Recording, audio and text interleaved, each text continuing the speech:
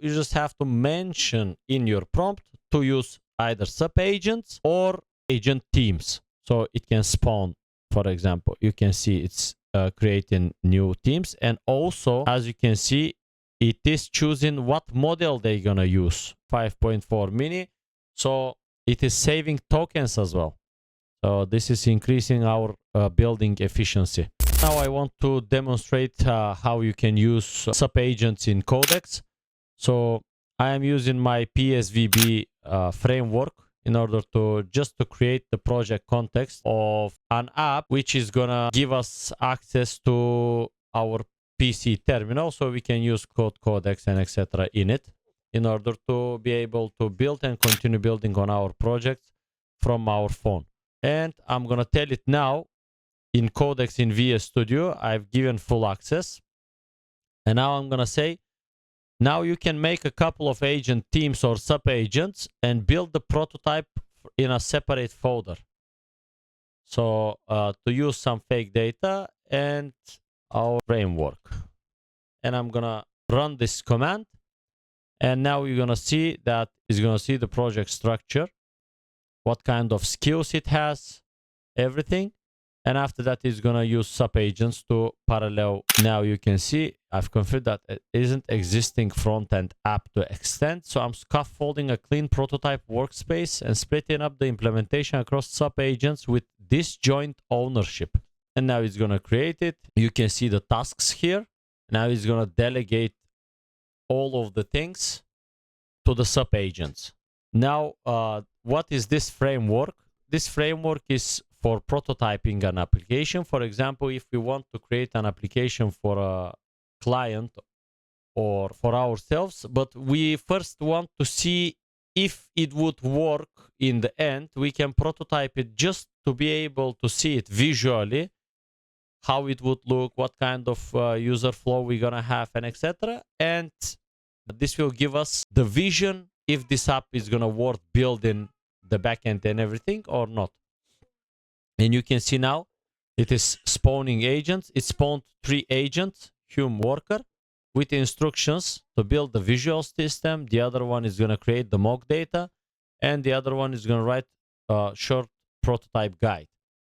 And it is running them in parallel, and it by itself writing the prototype shell locally, so now their outputs can plug into a coherent screen instead of isolated fragments. So it can make them to work with each other. And you can see 3 background agents here awaiting instructions. It says that the subagents finished their slices cleanly. I'm reviewing, integrating their outputs now, and it will run the prototype build and browser preview check. And this is good because the main agents is checking if they are plug and play ready, and it says they are not, and it can still message them and run different commands on them. Data method, visual, shell are divergent in a few field names, and CSS was generated against the white starter markup rather than new prototype layout. I'm reconciling those, so the prototype actually builds and looks like a product spec. So it's gonna go and run new instructions for the agents, and also we can open the agents from here. If you open the agent, you can see what is the agent, parent thread, and the messages that our main agent is sending it. And we can go to parent thread like this from here. So let's see. So I'm gonna come back when everything is finished. Now here we can see that it closed these 3 agents, the workers, and now the build prototype as separate app in this folder. So we have a separate folder here, projects, remote terminal link, and here knowledge, all of the findings, it is written here using this framework.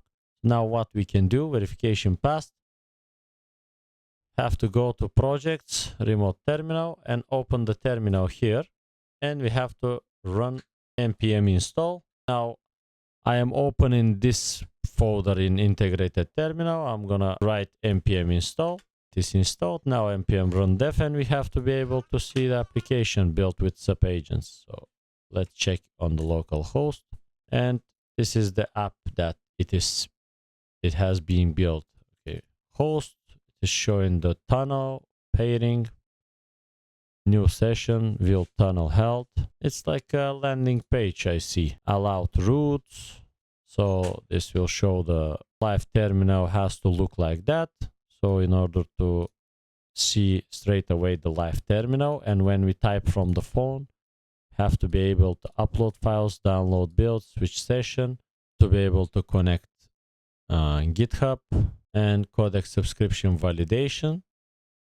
Have to be able to open in browser as well. Shared sessions, pair trusted devices, resume client app, Codex build. Okay, session timeline, some kind of history, and security posture, phone personal, trusted, PC, and browser login. It is showing how the remote terminal link, the app that we are prototyping, what it has to contain and how it has to be built and how it has to work. And that's it.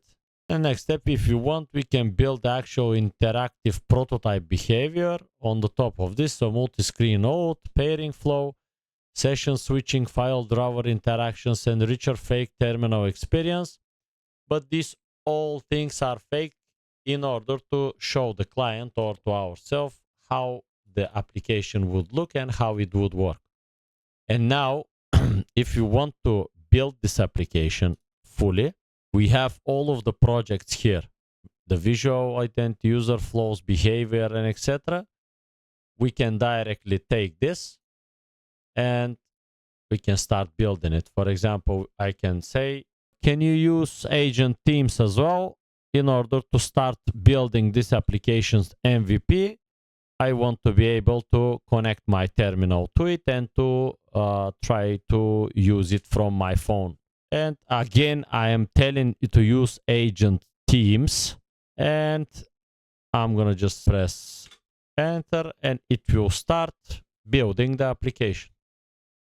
As we have all of the documents, now it is saying I'm moving from visual prototyping to working MVP using subagents for parallel front-end doc slice on backend and etc. And you can see with subagents and agent teams, it can delegate parallel slices of the task. It can after that check and delegate them again. And this way we are saving time. Also, one more thing is happening. Every agent is reading these documents and have a fresh context window. So with fresh context window and proper prompting that our main agent is prompting them, they are going to be more effective than this agent that is filling its context window and also have different context completely from the building. So I think this is a really good way to use Codex, and you just have to be on the latest version of Codex. You can use it in Visual Studio Code and maybe in the Codex app as well. You just have to mention in your prompt to use either subagents or agent teams. So it can spawn, for example, you can see it's creating new teams. And also, as you can see, it is choosing what model they're going to use, 5.4 mini. So it is saving tokens as well. So this is increasing our building efficiency. And this is going to be it. If you want to get this framework file with all of the documents, prototype, structure, validate, and build, you can go to the link down in the description and you can download it from the community.